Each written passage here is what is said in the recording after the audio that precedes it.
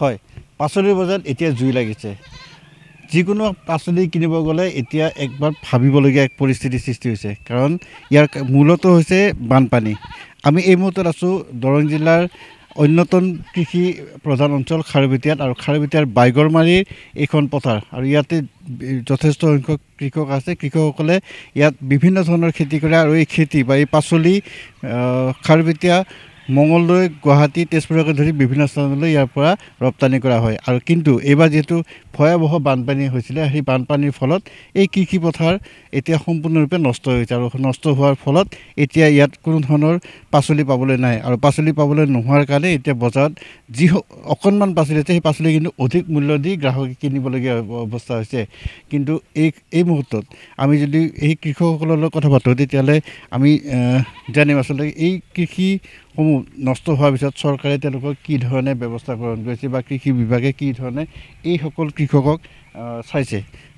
আপোনাৰ নামটো ক'ব মহিবুৰ ৰহমান আপোনাৰ ইয়াত কিমান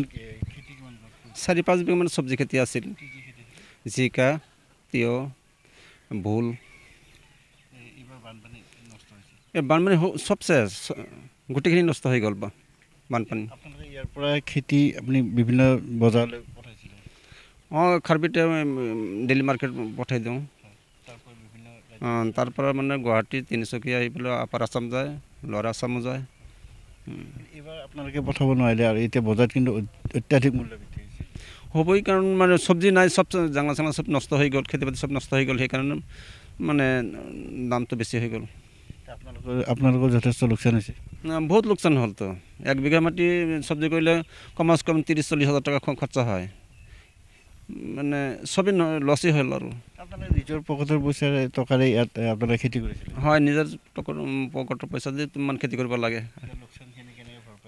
লোকচান মানে যিখিনি হৈছে আৰু মানে আকৌ মানে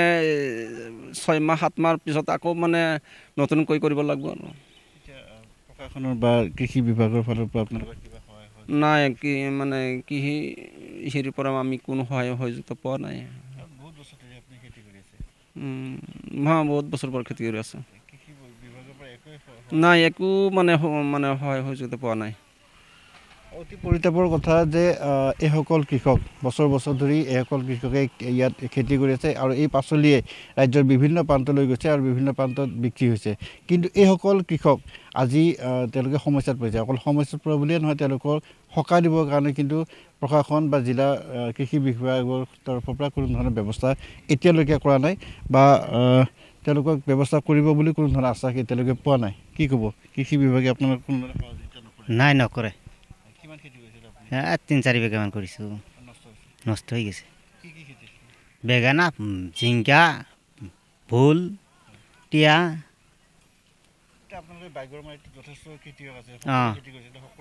সকলোৱে নষ্ট হৈছে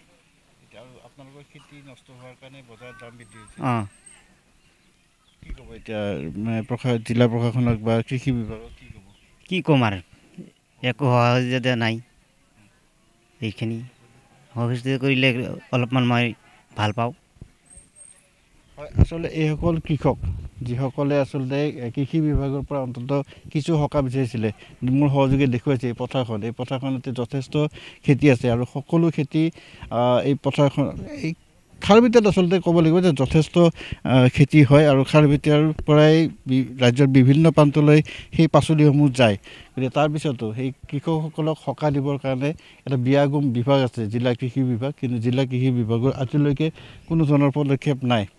আমি দেখুৱাইছোঁ পথাৰখনৰ এই দুৰৱস্থাটো এইখন হৈছে খাৰুপেটীয়াৰ বাইগৰমাৰী পথাৰ অকল বাইগৰমাৰী বুলিয়েই নহয় খাৰুপেটীয়াৰ যিমান পথাৰ আছে য'ত ইয়াত কৃষি বা পাচলিৰ ইয়াত তেওঁলোকে ৰোপণ কৰিছিলে সকলো নষ্ট হৈছে গতিকে এই ক্ষেত্ৰত জিলা কৃষি বিভাগে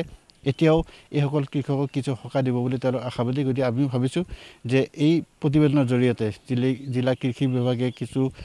সাহায্য প্ৰদান কৰিবলৈ আগবাঢ়ি আহিব